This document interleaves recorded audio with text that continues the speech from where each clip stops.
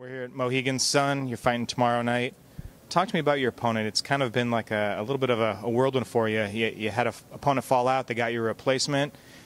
Erik Silva would have been a great fight for you. He's got a name, UFC veteran. He was a prospect for a long time from Brazil. That falls out. You get a new opponent. Mentally, what does that do to you? Nothing mentally. I've been having a good camp. So from the start of my camp to the finish, new opponents, but still good camp. So, it doesn't do nothing mentally to me, because maybe if I was on a smaller show, then that would mess with me a little bit, because, you're worried about if they're even going to find you somebody. But, with the bigger shows, I know I'm going to fight somebody, so as long as I make sure that I'm still doing the right stuff in camp, I'm ready. There's nothing game plan wise, like you're in the camps training for someone specific. Do you do a lot of specific game plan training? Yeah, we do. The good thing is about me, I can fight orthodox or unorthodox. So throwing in, because usually when you throw in a southpaw in the mix, it kind of changes up things a lot. But being that I fight both styles, it's not that big of a change up. It's just tweaking a couple little things that that we fixed, and that's the end of it. It wasn't that big of a change. How did they notify you that Erik Silva was out, and was there kind of any disappointment for you in the sense that your new opponent is someone that people might not know in the same regard that they know him? Yeah, I was disappointed. They let me know what happened, and yeah, I didn't know what to think about.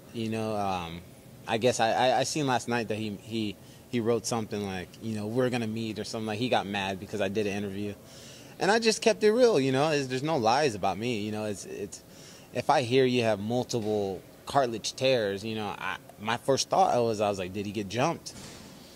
Because I've had cartilage tear, but not tears. That's like, I don't know. I'm no physician. I don't know too much about it, but I know it's serious. I know one tear was good enough, and that was from a whole fight, from a 15-minute fight. So I was like, multiple tears?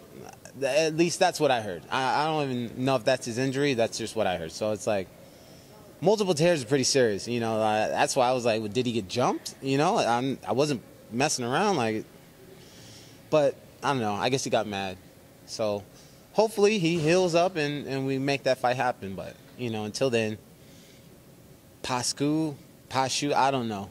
He's on my mind right now, and he's getting Lorenz, who's had a full camp, feels good.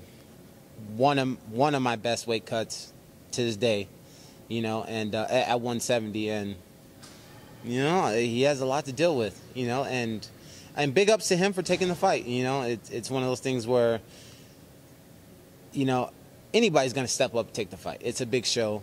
Any guy's going to go, stick his neck out on the line and take a fight and take a chance. And big ups to him for doing that. But, he's going to have to deal with me on Friday. How much do you know about him? I mean, he's fought a lot in the European scene where we don't see a lot of those kind of fights. There's a lot of names on there you don't recognize. Comes from a good camp, good team. How much do you know about him? I know a little bit just from what I've looked at. I let my coaches handle all that stuff. So, I just let them study, and then they come back, and then they just let me know things things we want to work on and things to look out for. I know he's pretty much like a journeyman. He's been in the game for a minute, and he might have been in the game for longer than me. I think so. I know he's game. I know he's tough. I seen him. He fought here before, or not here, but he fought in Bellator before. So I know he's a game opponent, but he's gonna have to bring it on Friday, because I'm walking out of there with the win. Did you watch his Bellator fight with Ed Ruths? Yeah, I watched it. I mean, obviously, Ed's style-wise, different fighter from you, very different. Are there things in that fight that you saw that you're able to take advantage of? Yeah, I was able to take a lot from that fight. I try not to look too far. And guys out there, if you study fights, try not to look too far out there, just for the guys coming up. Because fighters change so much, I only look at his last fight and the fight before that. You know, I don't try to go too far back. But, you know, I've seen a lot of things. My camp's seen a lot of things, and that fight told us a lot. Alternate fight for the welterweight tournament. Any disappointment for you that you weren't brought in just to plot it right into the bracket, that you have to be the alternate and kind of hope for someone else's misfortune to get in there?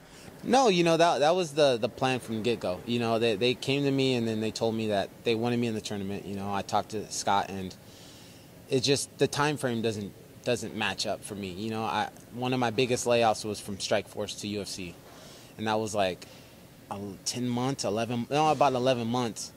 You know, and that's the biggest layoff of my career. So, you know, I like to stay healthy, and I like to stay active. You know, so if I can fight and fight and fight, that's my thing. So when we were talking, going back and forth, you know, it just wasn't making sense for me, you know, to sacrifice a big layoff and be in the tournament. You know, it's, you know,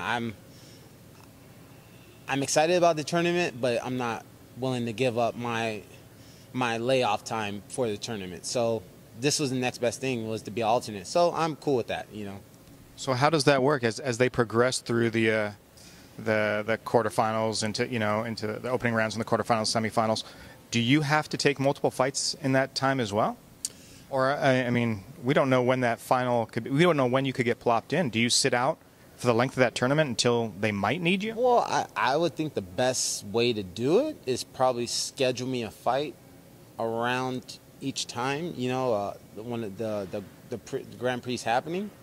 And then if somebody gets hurt, then they just take out my opponent and switch him with somebody else and throw me in. That would probably be the best scenario.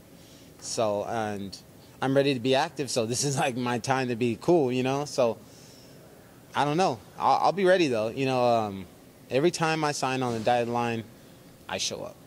Is there somewhere in that tournament, when you look across those brackets, that you'd like to be slotted into? No, I mean, the good thing about this tournament, and this just shuts up a lot of people, is there's all killers in this tournament. There's no bullshit in this tournament. There's no bullshit fighters in this tournament. You know, so no matter where you get placed, there's killers. This is a whole tournament full of killers of the welterweight division. You know, I'm fond of the heavyweight division, but let's be real. You know, that Grand Prix is some light heavyweights and some heavyweights in a tournament, you know. And there's some good guys in there, but let's be real. This is the tournament in Bellator. This is like a whole bracket of killers, you know. So this is the one to watch out for. Taking yourself out of that mix, let's say the situation doesn't come up where you get to jump into that tournament, who do you see as the two final guys fighting for the end of that in the finals? Probably Lima. I don't know. That's a hard one. I don't know. I don't even know if Rory's going to be in the tournament. I don't know. I don't know if he's healthy or. Is Douglas Lima your pick, though? Like, is he your favorite to win the whole thing? If I'm not in the tournament? Okay. Yeah. All right. Yeah. Yeah. I'm probably going with Lima. Yeah. I don't know who else would. Yeah. Probably just Lima. Let's just say Lima wins that, if I'm not in it. They brought you into Bellator, 2 tough fights right off the bat. You're able to bounce back your last fight. How important is winning, and winning impressively, tomorrow night? It's not even on my mind.